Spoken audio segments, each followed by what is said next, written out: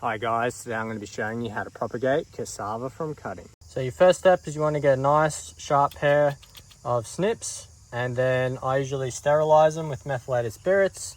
Similar like surgery, this just reduces your cross-contamination and will give you a better strike rate.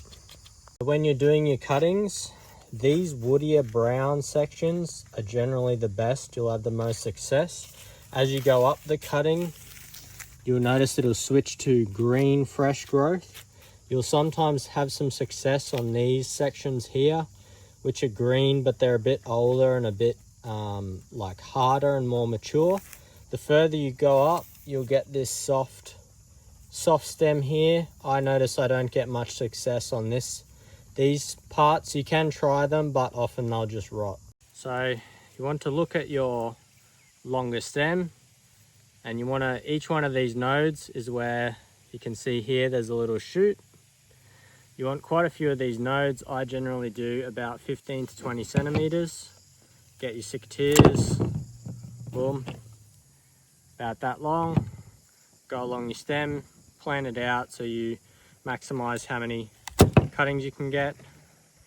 And that bit there, I'll probably cut it here.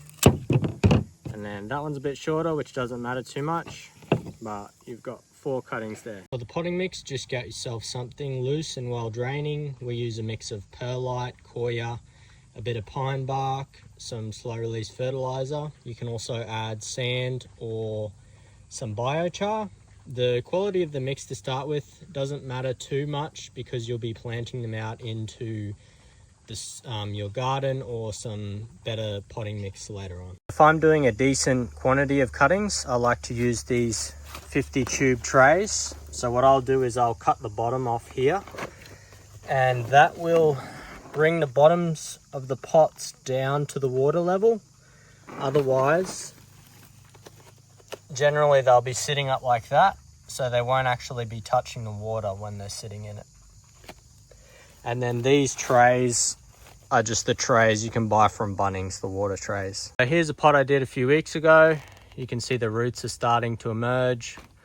One thing is you'll notice that they'll shoot green pretty quickly like this, but often they won't actually have any roots. They're using the energy from the stem. So I usually just look at the bottom to see if there's any roots, because you don't want to pull them out to plant them out in the garden and they don't actually have any roots. Thanks for watching, guys. If you liked the video, feel free to give me a thumbs up or subscribe to the channel. My goal for this year is to be uploading 1 video a week. I'm going to be focused on permaculture, agroforestry, growing vegetables.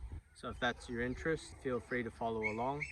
Also, another way to support the channel is I have a small eBay store, which I sell some cuttings of different things, sweet potato, dragon fruit. I'm also going to be expanding into grafted fruit trees and things like that. Awesome. Thanks for watching, guys.